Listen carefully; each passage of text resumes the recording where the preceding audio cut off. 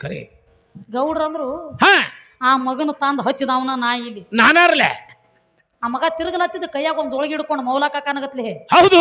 ಆ ಮಗನ ತಂದು ಹಚ್ಚಿದವನ ಗೌಡ್ರೆ ಅವನು ಬಿಡಿಸೋದು ಎಟ್ಟೊತ್ತ ಅದ್ ಬಾಯಿ ಹೌದ ಒಟ್ಟ ನೀ ಬಂಗಾರ ಮಾಡೋದು ಮಾಡ ಹಾ ಹಾಕತ್ತಾನ ಊರ್ ಹೊರಗಂದ ಲೋಕರ ಹಸ್ತನ ಆಯ್ತು ಹಣಮಾಪನ ಗುಡಿಗೆ ಹೋದ್ರ ಗೌಡ್ರ ಅಂದ್ರು ಸಾಕೋ ನಿನ್ನ ಪುರಾಣ ಬಂದ್ ಮಾಡಂದ್ರು ಸಾಕು ಬಿಡು ಎಡತಾನ ಹೇಳ್ತಿ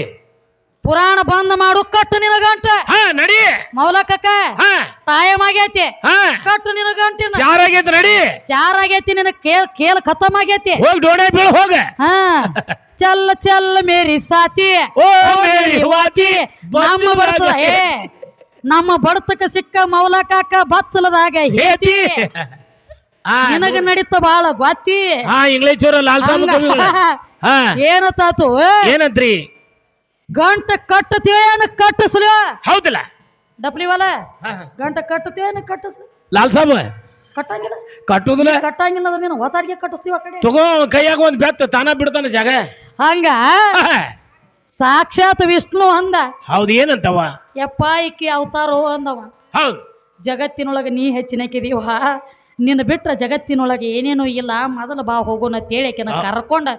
ದೊಡ್ಡಕಿದೀನಿ ಬಾ ತಿಳಿ ಕರ್ಕೊಂಡು ಹೋಗ್ಯಾನಕಿನ ಹೌದ್ರಲ್ಲ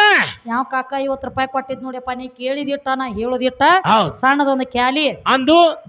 ಮುಗಿಸೋನು